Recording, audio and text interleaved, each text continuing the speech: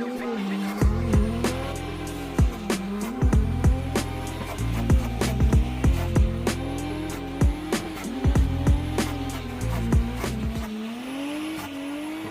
is happening? So, guess who forgot to film an intro? This bell end. But basically, today I'm going to be stripping the fuel tank down, cleaning it out. Something I've been meaning to do for a while now, so let's get it. So the plan is to run the pumps on the car. What I'm going to do is bridge the relays over, which are just there, and that will send fuel to the front, which would be where the engine is. And it will come out of this line, just there, and I'm going to stick it in here. I can't remember how much fuel's in the car. I'm pretty sure it's probably rimmed, so I might need another one. But for now, I'm going to chuck all the fuel in these and completely drain the tank.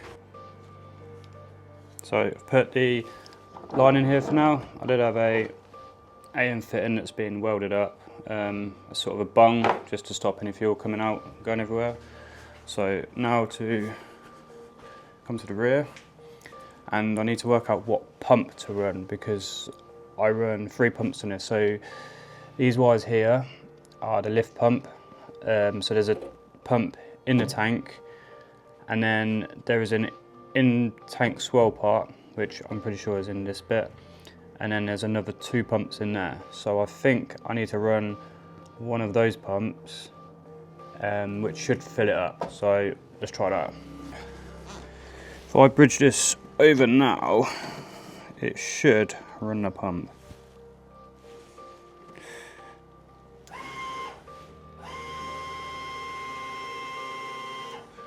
And before I do that anymore, I shall go see if it is actually filling up the bottle. Yeah, it is. Mint. So I'll run that for a minute or so until it's full. So, had a little bit of a problem. On the end of this fitting, it's like a 180, because it goes along here and then into the fuel rail. There's too much pressure and it's chucking it straight out the top. So I need to work out a way of angling that into the bottle. So I've come up with the idea of tying it down there and then just hooking it over there, so hopefully it don't pop out, it just squirts the fuel into the pot, but we'll try it.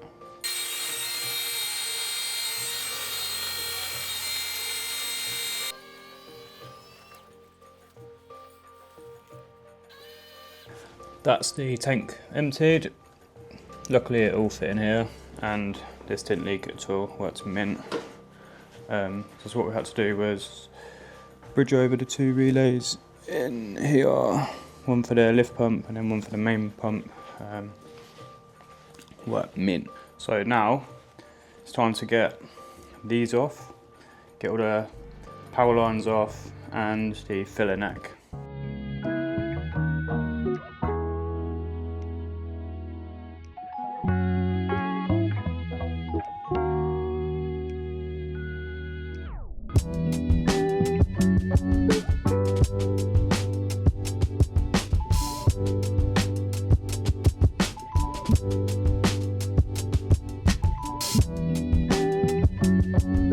So that's all the pipes off. We've got the main filler off, the feed and return line, and we've also got the wiring off, which is tucked down the back, out of the way. So now I have to take out all of these bolts on the outside, which will then allow me to take the whole unit out.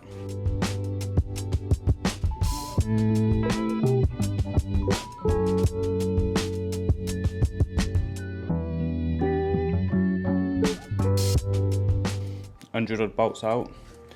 I've just cleaned out the oil drain thing to chuck it in there, because I think it's probably going to be quite fuely. No, it's not too bad. So that's the unit.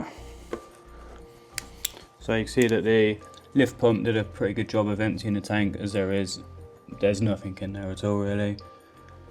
Probably enough in there just to clean the tank out with some blue roll, but yeah, that's mint, happy with that.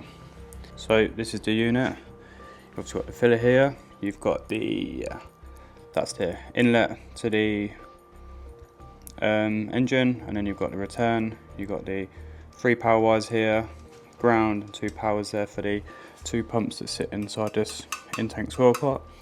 Then you've got power and ground here, which go to this pump here, which is the lift pump. This is the breather, which has a one-way ball valve in there, so if you roll the car, it's not going to leak fuel out. And then this is the sender unit, which is a level sensor. If I tip it on its side, you got the pump here, which I'm sure is a Walbro pump. All 3 of them are the same. I've got one there and then another 2 in here. That's on this rod, which can be extended, obviously for how deep the tank is. That's all I need. And then a little bit dirty on the bottom, so I'll give that a clean, and then I will whip this off so you can see what is inside here.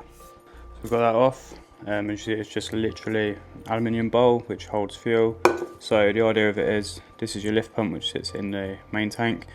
This pulls fuel up here, down here, which is just in there, which obviously then fills this with fuel. This doesn't go to the top, so there is gaps around it. So when this does get full up, which it will be full all the time, any excess fuel will just leak back into the main tank, and then looks very messy. But you've got the dual pumps here, which these both sit at the bottom in here, and they both feed fuel to the engine. So you've got them feeding into the one rail, which then feeds to the engine. It does look like an absolute mess, but it works a treat. It's all looking pretty mint. All the pipes are all looking in good order. So what I'm going to do is make sure all the posts are tight for the wiring. So you've got 3 here, and then you've got another 2 here. Just make sure everything's still tight, as I put this in around 2 years ago, and I've not took it out since. So the main thing today is just to make sure that everything is still good, and then clean the tank out, which isn't actually going to require barely anything because there is next to nothing in there. But I'll give it a clean out, and then I'll probably change the fuel filter as well. This whole setup I purchased from XO Racing. Definitely head over there and get any of your Nuke stuff. Link in the description. So giving the tank a clean out, got all the fuel that's left in there, and then went around with a bit of brake cleaner and a rag, so just get any crap that was in there. So obviously when you're filling up, you do get stuff in there, so that's nice and clean. Also given all the bolts are clean, and this a good clean as well. So I'll get the swirl pot back on, just got 3 bolts, and then get this unit back in the tank. So that's the unit back together now. So everything's tight, torqued up to spec, and we'll drop the unit back into its hole.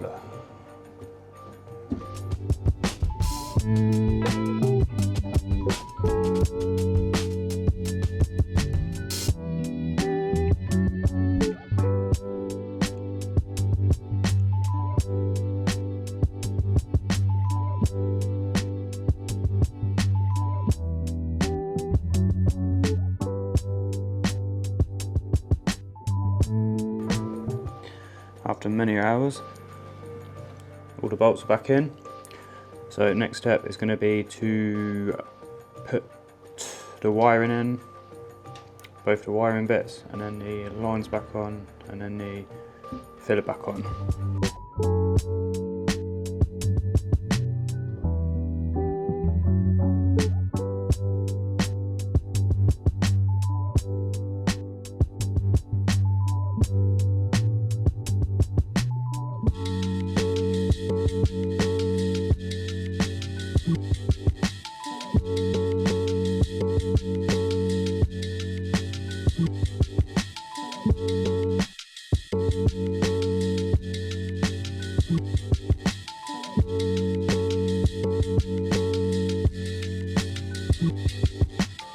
Got them all back on and nice and tight. I'll just get the filler cap, which comes off of this bit and then links up to this.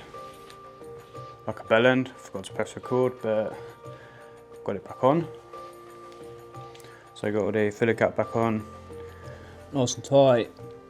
Jubilees on. I do need to replace these Jubilees with some nicer clamps, because these were temporary that have turned into permanent.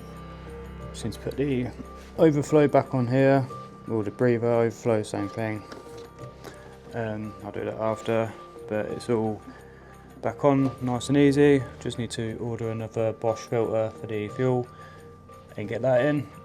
So for anyone that is in the market for a fuel cell, I do highly recommend this unit.